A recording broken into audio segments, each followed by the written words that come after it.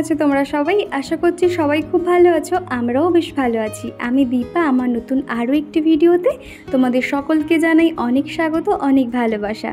আজকে হচ্ছে শুক্রবার আর ঘড়িতে এখন বাজে সকাল 7:30টার মতন। তো চলো এখন থেকে তোমাদেরকে সাথে নিয়ে ভিডিওটা শুরু করছি। আর আজকে কিন্তু আমার মিষ্টি মিষ্টি বন্ধুরা প্রতিদিন যারা আমাকে কিছু প্রশ্ন করে থাকো সেগুলো কিন্তু আমি উত্তর দিয়ে দেব। আর তোমরা যে প্রতিদিন কমেন্ট করো না, ও যখন তোমাদের নামের লিস্টগুলো আমি বানিয়ে নিই, আমার এত ভালো লাগে না, লিখতেই থাকি, শেষ হয় না। এই যে তোমরা এত ভালোবাসো না, আমার খুব ভালো লাগে জানো তো।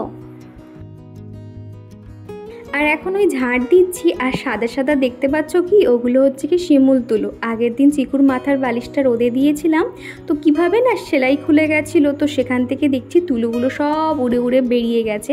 তো সেগুলো এখন একটু ঝাড় দিয়ে দিচ্ছি। আর সকালে উঠেই না মেন এই বারান্দাটা আর একটু উঠোনটা ঝাড় দিতে হয়। উঠোন বলতে তো সেরকম কিছু নেই, ওই রাস্তার পাশেই আর কি, ওইটুকু ঝাড় দিয়ে দিতে হয়, তা না হলে বাসি হয়ে থাকে।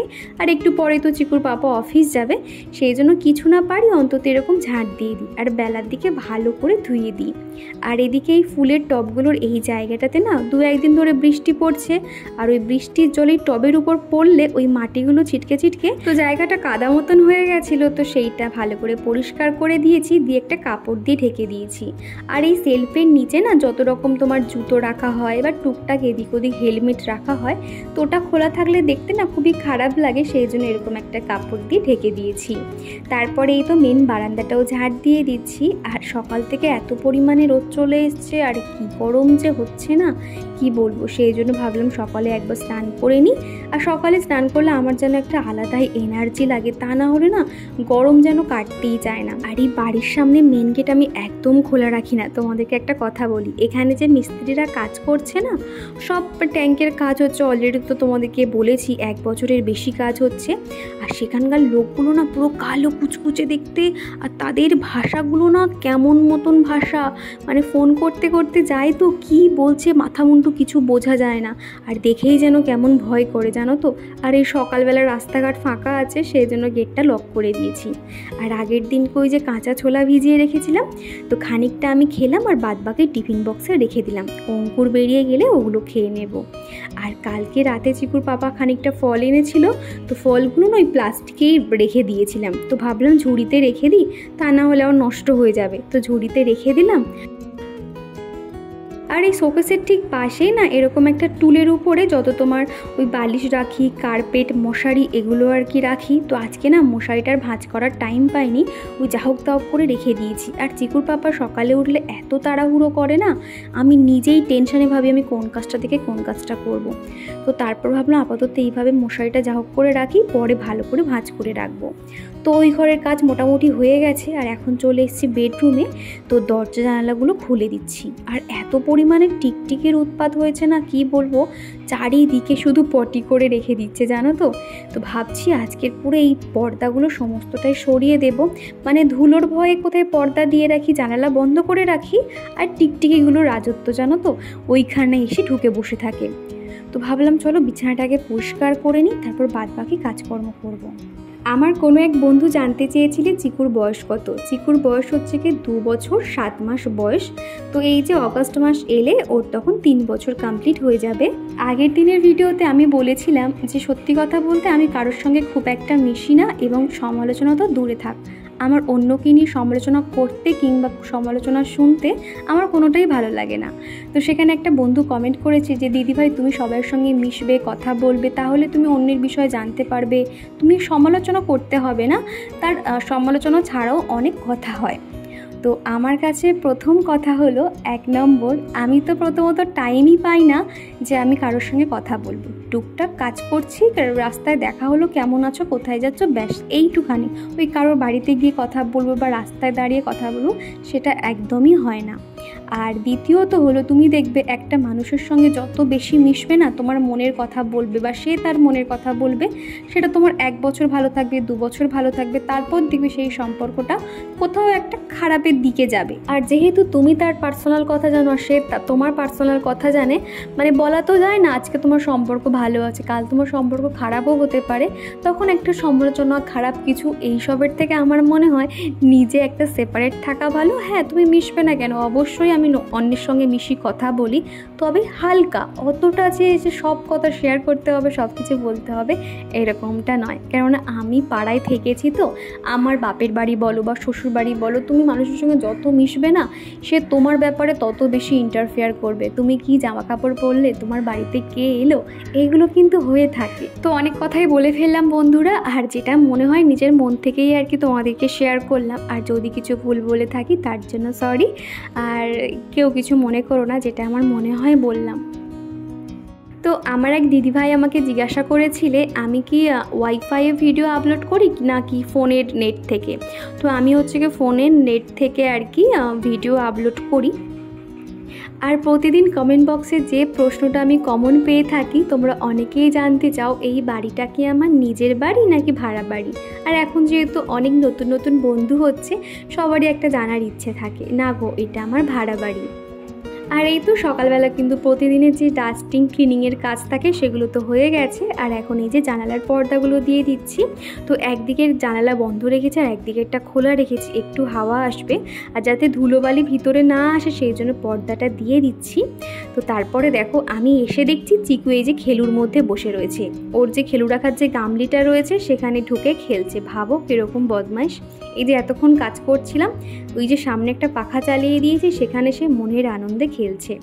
আর এই যে জায়গাটা না আমার ডাইনিং রুমে আমি এই সাইড টেবিলটা রেখেছি, এখানেও কিন্তু বেশ ধুলো পড়ে। তো সেটা এখন একটু গুছিয়ে নিচ্ছি, প্রত্যেকটা জায়গায় একটু ডাস্টিং করে নিচ্ছি। আমার এই ডাইনিং রুমের এই ধারটাতে যে টেবিলটা দেখতে পাচ্ছ, সম্পূর্ণটা এখানে যা দেখছো আমি নিজে হাতে বানিয়েছি। আমার এরকম ডিআইওয়াই এর কাজ করতে ভালো লাগে। একটা দিদিভাই কমেন্ট করেছিলে, দীপা তুমি তোমার ডিআইওয়াই এর কাজগুলো দেখাবে, তোমার হাতের কাজ দেখতে ভালো লাগে। দেখো প্রত্যেকটা জিনিস বানিয়েছি, এত ভালো লাগে না দেখতে কি বলবো।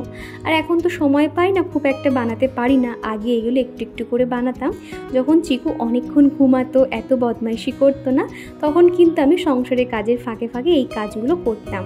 আর এখন চিকু বড় হয়ে গেছে, অতটা ঘুমোয় না আমাদের মতনই, ওই সকাল ওই দুপুরবেলা এবং রাতে ঘুমোয়, যার জন্য এগুলো না ঠিক হয়ে ওঠে না। তবে দিদিভাই তুমি যখন আমাকে বলেছো, আমি ওই যে জলের বোতল দিয়ে যেভাবে আর কি ওই যে প্ল্যান্টারগুলো বানায় তুমি বলছিলে, আমি ঠিক ওই জিনিসটা তোমাকে বানিয়ে দেখাবো। তারপরে চলে এসেছি ওই যে রান্নাঘরে জানালাতেও না বেশ কিন্তু ওই হালকা ঝুল পড়েছিল, সেটাও একটু পরিষ্কার করে নিয়েছি। আর এখন রান্নাটাও বসিয়ে দেবো। দেখতে দেখতে প্রায় 10:30 11টা বেজে গেল, রান্না বসাতে পারিনি। তো আজকে কিন্তু রান্না করব এই মাছের ঝাল। মাছটার নাম হচ্ছে কি পাবদা মাছ। তো পাবদা মাছ ভেবেছিলাম সর্ষে দিয়ে করব, তারপর ভাবলাম এই যা গরমের মধ্যে সর্ষে পোস্ত বাদ থাক, এর থেকে পেঁয়াজ দিয়ে হালকা করে ঝাল করে দিই, ওইটা খেতে বেশ পছন্দ করে। আর আমার আর চিকুর জন্য একটু ডাল আর ঢেঁড়স আলু ভাজা করে নেব, তাহলে হয়ে যাবে।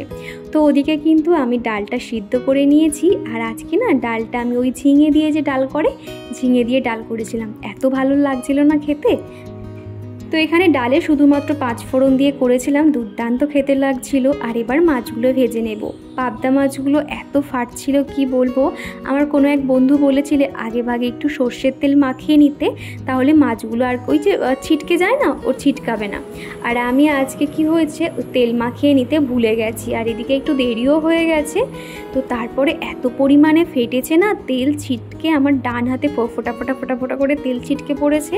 তখন তো বুঝতে পারিনি, খুব জ্বালা হচ্ছিল। আর আমি যে কিভাবে মাছগুলো ভেজেছি না বন্ধুরা, তোমাদেরকে কি বলবো, সেই জন্য আর সেটা শেয়ার করিনি। কত দূর থেকে সরে সরে না মাছগুলো ভেজেছি। আর এদিকে তারপরে দেখছি কি দুপুরবেলা হাতে পুরো ফোসকা পড়ে গেছে। আর এখন এই যে প্রত্যেকটা মাছ ভেজে নিয়েছি। আর এদিকে না গ্যাসটা এখন অফ করা রয়েছে, একটু করে গ্যাস অফ করে মাছগুলো উল্টাচ্ছি, আবার গ্যাস জ্বালিয়ে মাছগুলো এই করতে হয়েছে জানো। আর এদিকে ঢেঁড়স আলু ভাজাটাও বসিয়ে দিয়েছি। তো প্রত্যেকটা মাছ ভাজা হয়ে গেছে, তারপরে এবার তুলে নেব। এত পরিমাণে তেল ছিটকাচ্ছিল না কি বলবো। আর এখন করে না দুদিকে একসঙ্গে রান্না বসিয়ে ঝটপট কাজ করে নিতে পারি। আগে কিন্তু এটা পারতাম না, ওই একদিকে বসিয়ে ওয়েট করতাম কখন ওই রান্নাটা হবে, তারপরে আরও একটা রান্না বসাবো। আর এখন কিন্তু সময়ের সাথে সাথে শিখে গেছি, দুদিকে বসিয়ে ঝটপট রান্না করে নিতে পারি। তো এদিকে মাছের ঝোলটা হতে থাক, আর এর মধ্যে চিকুকেও স্নান করিয়ে দিয়েছি। তো চিকুর প্রতিদিনের অভ্যাস, স্নান করে এসেই সোজা ঠাকুর প্রণাম করে। তো দেখো ঠাকুর প্রণাম হয়ে গেলে কিন্তু সাথে সাথে এই যে তোয়ালেটা খোলার জন্য আর কি ব্যস্ত হয়ে পড়ে। তো ওকে এখন ফ্রেশ করি, আগে ভাতটা খাইয়ে দেব। এই যে ডাল, ঢেঁড়স আলু ভাজা আর ওই যে পাবদা মাছের যে ঝাল করেছিলাম, সেখান থেকে শুধুমাত্র মাছটা দিয়েছি। তো চিকুর খাওয়ানোটা হয়ে গেলে না এত শান্তি লাগে, তারপরে কিন্তু আমি ধীরে স্বস্তিতে কাজকর্মগুলো করতে পারি। আর এখন এই যে রান্নাঘরটা পরিষ্কার করে নেব, সাথে কয়েকটা থালা বাসন পড়েছে সেগুলো মেজে নেব। আর এই বাসনগুলো মাজতে মাজতে চলো আমার কয়েকটা প্রিয় বন্ধুদের নাম নেওয়া যাক। প্রথমেই কমেন্ট করেছে আমার এক মিষ্টি বনু সোনিয়া খাতুন, দেবারতী সরকার, Banashree Ghosh, Saiba Khatun, Sultana Maifuja, Mou lifestyle, Sithi, care family, Pinki Sen, my style, Priyanka Mondal, Malini Chakraborty, A lifestyle, Surabhi Mondal Ghosh, Kajal, Bengali মেয়ে, নন বেঙ্গলি বহু ব্লগ, সুরভি, রামান্না ঘোষ, মিতা রয়, মৌমিতা রয় পাল, মধু, রিয়া মুখার্জি, হাসিবুল এসকে, শুভজিৎ মণ্ডল, বিথিকা রয়। তো দিদিভাই বোনেরা তোমাদেরকে অসংখ্য ধন্যবাদ এবং অনেক ভালোবাসা প্রতিদিন আমাকে এত সুন্দর সুন্দর কমেন্ট করার জন্য। আগামী দিনগুলোতে ঠিক এইভাবে আমার পাশে থেকে যেও। আর আজকে মনে হলো ফ্রিজটা একটু পরিষ্কার করি, ডিপ ক্লিনিং করতে হবে না, একটু মুছে নিলেই হয়ে যাবে। তো প্রথমে কি অবস্থায় ছিল তোমাদেরকে তো দেখিয়ে দিলাম। ফ্রিজে কিন্তু খুব একটা জিনিস আজকে ছিল না বলেই পরিষ্কার করে নিচ্ছি। তো প্রত্যেকটা জায়গা কিন্তু সুন্দর করে মুছে নিয়েছি। তো তারপরে যেটা যেখানে থাকে গুছিয়ে রাখছি। সংসারের এই এক্সট্রা কাজগুলো না একটু যদি আমরা প্ল্যানিং করে নিয়ে করতে পারি তাহলে অনেকটাই সুবিধা হয়। আগের দিন রাতে কিন্তু ভেবে রেখেছিলাম যে চিকু ঘুমিয়ে পড়লে ফ্রিজটা পরিষ্কার করব। তারপরে দেখলাম যে যেহেতু ঘুমোচ্ছে না, খেলনা নিয়ে ব্যস্ত রয়েছে, তাহলে এই কাজটা এখন একটু করে নেওয়া যাক। আর এর উপরে এই যে ম্যাটগুলো পেতে রেখেছি বলে আমার ফ্রিজ কিন্তু একদমই নোংরা হয় না বললেই চলে। যখন একটু ধুলো ময়লা দেখতে পাই তখন এই যে ম্যাটগুলোকে একটু পরিষ্কার করে দিই, তাহলে কিন্তু ফ্রিজ একদম পরিষ্কার থাকে। ওই যে সমস্ত কিছু নামিয়ে ডিপ ক্লিনিং করার কিন্তু প্রয়োজন পড়ে না। আর এই উপরের একটাতে ঠাকুরের জিনিসপত্র রাখি, ঠাকুরের মিষ্টি, ঠাকুরের ফুল রাখি, আর বাদ বাকিগুলো কিন্তু নিচে রাখি। আর ফ্রিজের এই দরজার দিকটায় নিচের দিকে একদম সমস্ত কোল্ড ড্রিঙ্কসগুলো রাখি, আর মাঝে রাখি জলের বোতল, আর উপরে ওই যে বিভিন্ন যে সসগুলো হয় তোমার ওইগুলো রাখি, আর যে কয়েকটা ডিমের যে ট্রে আছে ওই ডিমগুলো রেখে দিই। টুকটাক এইভাবেই আর কি রেখেছি। তো যখন অনেক জিনিসপত্র থাকে তখন কিন্তু সমস্ত নামিয়ে ফ্রিজ পরিষ্কার করতে অনেক সময় লেগে যায়। আর আজকে দেখলাম ফ্রিজে খুব একটা বেশি কিছু নেই, সেই জন্য পরিষ্কার করে নিয়েছি। সংসারের এই এক্সট্রা কাজগুলো কিন্তু আমরা মায়েরা আগের দিন যদি একটু প্ল্যানিং করে রাখি তাহলে কিন্তু সেগুলো আমরা খুব সহজে করে নিতে পারবো। আর একার হাতে সংসার বাচ্চা সামলানো হলে এইভাবে কিন্তু স্মার্টলি প্রত্যেকটা কাজকর্ম করতে হবে, তাহলে দেখবে খুব একটা অসুবিধা হবে না। আর টুকটাক ওই যে আইসক্রিমের যে স্ট্রগুলো হয় বা যে চামচগুলো হয় সেগুলো না এই বক্সটার মধ্যে রেখে দিচ্ছি। তো দেখো প্রত্যেকটা সুন্দর করে গুছিয়ে নিয়েছি। আর সবজি ট্রেও খালি বলতে গেলে, আজকের এই সমস্ত সবজি টবজি নিয়ে আসবে। আর সামনে তো জামাই ষষ্ঠী আছে, যাবো কিনা তাই ভাবছি। যদি না যাই তাহলে আজকে সবজি আনতে বলবো, তা না হলে সবজি আর আনবে না। তো দেখা যাক কি করি। আর এদিকে দেখো রান্নাঘরের সমস্ত কাজকর্ম হয়ে গেছে, রান্নাঘরটা সুন্দর করে এখন মুছে নিচ্ছি। প্রতিদিন দুপুরবেলা চিকুর যখন ভাত খাওয়া হয়ে যায় তারপরে কিন্তু কিছু একটা দিয়ে থাকি, যেমন ধরো টক দই কিংবা এরকম ফল দিই। তো আগের দিনকে আপেল এনেছিল, আপেলটা এত সুন্দর মিষ্টি না কি বলবো। তো ভাবলাম এখন একটু ফলটা ছাড়িয়ে দিই। আর এদিকে দেখো আমি আপেলটার খোসা ছাড়িয়ে নিয়েছি, আর ঠিক এটা দিয়ে কত সুন্দর মাঝখানের দানাগুলো বেরিয়ে আসবে, এত সুন্দর পরিষ্কার হয়ে যায় না কি বলবো। এইগুলো না তোমরা অনেকে জিজ্ঞাসা করেছিলে আমি কোথা থেকে নিয়েছি। এইগুলো না ট্রেনে পাওয়া যায়, আমি কিন্তু কোনো দোকানে সচরাচর এরকম দেখিনি। তো ট্রেনে এরকম 3টে করে সেট পাওয়া যায়, ছোট বড় মাঝারি, ভীষণ ভালো। পটলের দরমা করতে গেলে পটল কিন্তু এইভাবে আমি ছাড়িয়ে নিতে পারবে, কিংবা যে কোনো ফলের দানা এইভাবে মাঝখান থেকে সুন্দর করে বার করতে পারবে। আর এদিকে দেখো সমস্ত কাজবাজ সেরে সবেই বসেছি, এত পরিমাণে গরম লাগছে না, কানের নাকের সমস্তটাই খুলে দিয়েছি। তো সেটাই তোমাদেরকে বলছি। আর সামনেই যেহেতু টেবিল পাখা চলছে সেই জন্য না পাখার ওই খুব আওয়াজ আসছিল, ওই জন্য সাউন্ডটাকে মিউট করে দিয়ে এখন আমি তোমাদেরকে বলছি। আর তোমরা অনেক দিন ধরে আমাকে বলছো দিদিভাই তোমার স্কিন কেয়ার রুটিন দেখাও, তোমার স্কিন কেয়ার যে প্রোডাক্টগুলো দেখাও। তো আজকে তোমাদেরকে দুটো জিনিস আমি দেখাবো। আজকে আমি এখন একটু দেবো মুখে চারকোল মাস্ক। কয়েকদিন ধরে নাকে এবং থুতনির কাছে একটু ব্ল্যাক হেডস হয়েছে, সেগুলো না আমি পরিষ্কার করতে পারছি না। ওই যে চিমটা দিয়ে যে পরিষ্কার করে সেটা তো পার্লারে গিয়ে করলে হয়ে যায়, কিন্তু একা না খুব লাগে। তো সেই জন্য ভাবলাম চারকোল ফেস মাস্কটা লাগিয়ে নিই, এতেও কিন্তু খুব ভালো পরিষ্কার হয়। আর এখন যেহেতু আমি ফোনটা হাতে নিয়ে আছি সেই জন্য আমি অফ ক্যামেরাতে মুখে অ্যাপ্লাই করে নিচ্ছি। ট্রাইপডটা যে আনবো সেটা বেডরুমে রয়েছে, সেটার আর ক্ষমতা হচ্ছে না জানো তো। একবার যে পাখার নিচে বসে পড়েছে আর যেন উঠতেই ইচ্ছে করছে না। তো চিকু এখানে অনেক কিছুই বলছে, এই ক্রিমটা ও মাখবে, আমাকে মাখিয়ে দেবে, কত রকম অঙ্গি ভঙ্গি করতে থাকছে আর কি। আর ওই যে সকালবেলা জামা কাপড় তুলে এনেছি সমস্তটাই এই দোলনার উপরে রেখে দিয়েছি, দেখতে পাচ্ছ দোলনা ভর্তি জামা কাপড়, এগুলো সমস্তটাই ভাঁজ করতে হবে দুপুরে বসে বসে। আর এখন এই যে চারকোল প্যাকটা লাগিয়ে নিচ্ছি। আর প্রথমেই কিন্তু মুখটা আমি সুন্দর করে ফেস ওয়াশ দিয়ে ধুয়ে নিয়েছি, তারপর এটা অ্যাপ্লাই করছি। বেশিক্ষণ লাগবে না, ফ্যানের নিচে বসলে মোটামুটি 5-10 মিনিটের মধ্যে একদমই শুকিয়ে যাবে। সম্পূর্ণ মুখে দিলে কি হয়, মুখটা একদম পুরো ফ্রেশ হয়ে যায়, কিন্তু সম্পূর্ণ মুখে দেওয়ার না একদম মানে সাহস নেই। আর যেহেতু অনেক দিন ধরে আইব্রো করা হচ্ছে না, পুরো ফোরেরটা লোমে ভরে গেছে, তাহলে খুব লাগবে। শুধুমাত্র মুখে আর নাকে আর থুতনিতে দিয়েছি। তো চলো এটা শুকিয়ে যাক, তারপরে রিমুভ করে দেখাচ্ছি। আগে কিন্তু একটা সময় অনেক স্কিন কেয়ার করতাম, আর প্রত্যেক মাসে কিন্তু বিউটি পার্লার যেতাম, চুল কাটা, ফেসিয়াল, হ্যানাত্যানা, যেটা আমরা করে থাকি আর কি মেয়েরা বিয়ের আগে নিজের যত্ন করা স্কিন কেয়ার, হেয়ার কেয়ার, সেটা কিন্তু এখন কিছুই হয় না বললেই চলে। শুধুমাত্র একটা নাইট ক্রিম, ফেস ওয়াশ আর সানস্ক্রিন, মোটামুটি হাতে গোনা 3-4টে প্রোডাক্ট যদি আমরা ভালো একটু রাখতে পারি না, তাহলে কিন্তু আমাদের কোনো রকম চিন্তা করতে হয় না। আর আমি কিন্তু প্রত্যেক দিনই সানস্ক্রিন মেখে থাকি, আর তার সাথে একটা নাইট ক্রিমের সিরাম ব্যবহার করি, আর সকালে একটা ফেস ওয়াশ। তো ফেস ওয়াশ হিসেবে আমি ওসিয়ার একটা ফেস ওয়াশ ব্যবহার করি, সেটা তোমার মেকআপ রিমুভ করতেও অনেক হেল্প করে। আর তারপর এখানে নাইট ক্রিম হিসেবে এবং কি চারকোল প্যাকটা লাগালাম, সেটা একটু পরে ডিটেলসে তোমাদেরকে দেখিয়ে দিচ্ছি। আর এখন দেখো প্যাকটা তুলছি, এত লাগছে না, আর ব্ল্যাক হেডসগুলো সম্পূর্ণটা বেরিয়ে গেছে, এত সুন্দর বেরিয়ে গেছে না, নাকটা যেন পুরো হালকা হালকা লাগছে, জানো তো। তো এবারে মুখটা ভালো করে ধুয়ে নেব। তো এখন রাতের স্কিন কেয়ারটা আমি এখনই সেরে নিচ্ছি, যেহেতু চারকোল প্যাকটা এখন লাগিয়েছি। তো মুখটা ভালো করে ধুয়ে নিয়ে এখানে আমি একটা সিরাম অ্যাপ্লাই করে নিচ্ছি। আর এই সিরামটা এতটা গ্লো করে না বন্ধুরা, কি বলবো তোমাদের। তো আমি হালকা হাতে একটুখানি করে নিয়ে মাসাজ করে দিলাম, আর ঠোঁটে একটু লিপ বাম দিয়ে দিয়েছি। তো স্কিন কেয়ার মোটামুটি কমপ্লিট। তো দেখো মুখটা কতটা গ্লো করছে তোমরা নিজেরাই। আর এই যে দেখো নাইট ক্রিম হিসেবে আমি লোটাসের হোয়াইট গ্লো সিরামটা ব্যবহার করি, এটা দিনে 2বার ব্যবহার করে থাকি। সাথে যে চারকোল প্যাকটা ইউজ করলাম, সেটা আমি অনলাইন থেকে কিনেছিলাম। এই যে বন্ধুরা একদম স্কিন কেয়ার সেরে নিয়েছি, তারপর রাত্রিবেলা খাওয়া দাওয়া করে শুয়ে পড়বো।